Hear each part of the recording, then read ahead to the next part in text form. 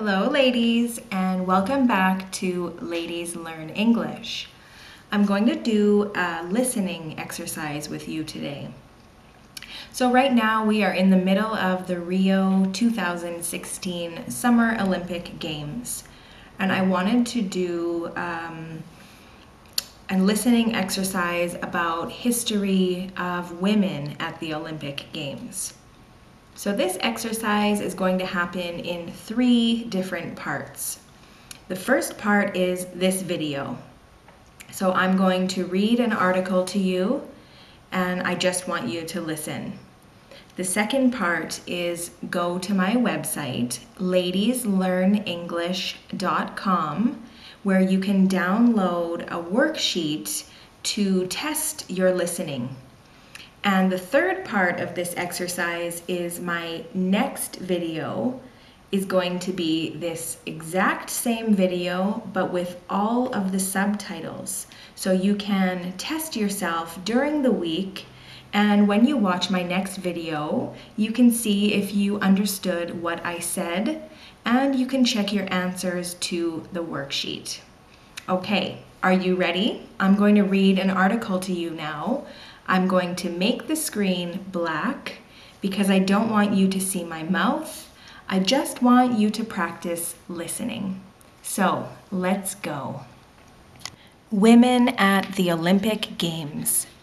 Adapted from an article written by Robert Wood at topendsports.com. It has been a long road to equality for women at the Olympic Games, and it's still continuing. Participation in the ancient Olympic Games was limited to male athletes only. The only way women were able to take part was to enter horses in the equestrian events. There are records of several winning women horse owners. As the owners of the horse teams, they were credited with the victory, though they were most likely not present at the events. Even in the early years of the modern Olympics, women were not well represented. Women participated for the first time at the 1900 Paris Games with the inclusion of women's events in lawn tennis and golf. Women's athletics and gymnastics debuted in the 1928 Olympics. Over time, many more women's events were added. In 2012, women's boxing was introduced, resulting in no remaining sports that do not include events for women. This is wonderful. Equality in the available sports is one thing, but in many countries, women do not have equal rights to participate in sports and the opportunity to participate in the Olympic Games. Prior to the 2012 Olympics in London, 3 Muslim countries have never before sent a female athlete: Qatar, Brunei, and Saudi Arabia. However, they all sent female athletes to London. Now, every National Olympic Committee has sent women to the Olympic Games. A small step. Here are some milestones. At the first modern Olympic Games in Athens in 1896, no women competed because Coubertin felt that their inclusion would be impractical, uninteresting, unaesthetic, and incorrect. Women first competed at the 1900 Paris Games. Women were allowed to compete in lawn tennis, golf, croquet, and there was at least one woman sailor as part of mixed crews. It is commonly believed that the first woman to win an Olympic event was England's Charlotte Cooper, who won the tennis singles title. However, Swiss sailor Hélène de Portelet won a gold medal as part of a team in sailing even before this. Women competed in swimming events for the first time in 1912, but none of them were from America, because America did not allow its female athletes to compete in events without long skirts. The first women's swimming gold medal was won by an Australian woman.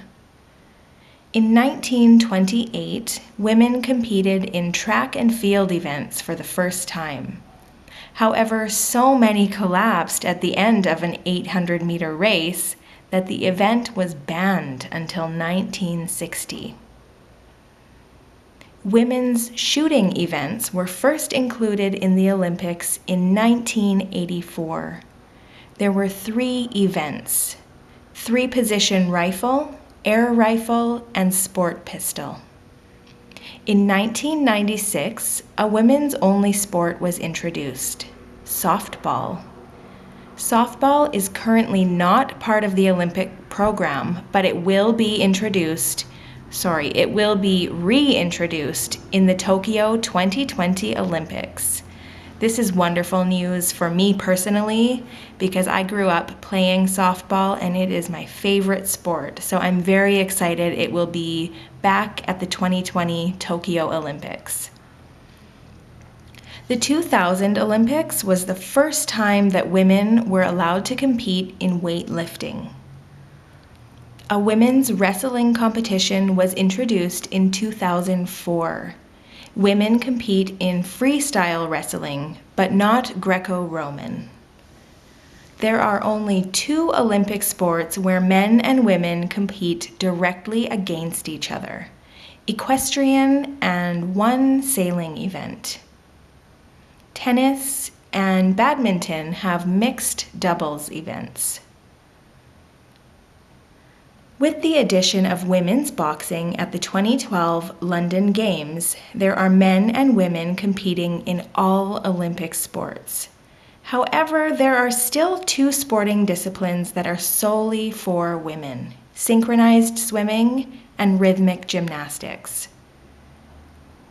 In cycling in 2012, for the first time, men and women competed in the same number of events in all cycling disciplines.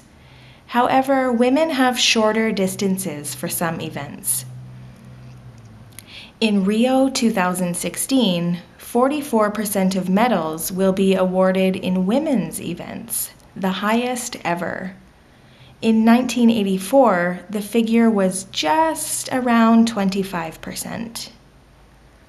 Okay, and the last part of this listening exercise is great female Olympic achievements. In 1948, Dutch athlete Fanny Blankers-Koen won 4 gold medals, the equivalent of the medals Jesse Owens had won 12 years earlier.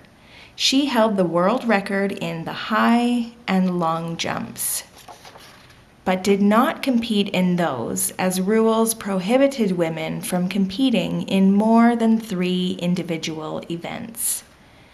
British equestrian Lorna Johnstone was 70 years old when she rode at the 1972 Games, thus being the oldest woman to ever compete at an Olympic Games. Joan Bennett of the USA won the first women's Olympic marathon in Los Angeles in 1984. Soviet Maria Gorkovskaya set a record in 1952 for most medals won by a woman in one Olympics, with 2 golds and 5 silvers. That's amazing. U.S. shooter Margaret Murdoch won a silver medal in rifle competition, which at that time included men and women, at the 1976 Olympics. She was the first woman to win a gold medal in shooting at the Olympic Games.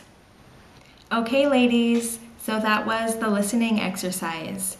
As I explained previously, next week's video will contain all of the subtitles for what you have just listened to. Make sure you visit my website, ladieslearnenglish.com, to download the free worksheet that goes along with this listening exercise. You can find the link below. So practice listening to this exercise over the next week and see how much you've understood when I post next week's video. Comment below and tell me if you'd like to see more of this type of listening practice video.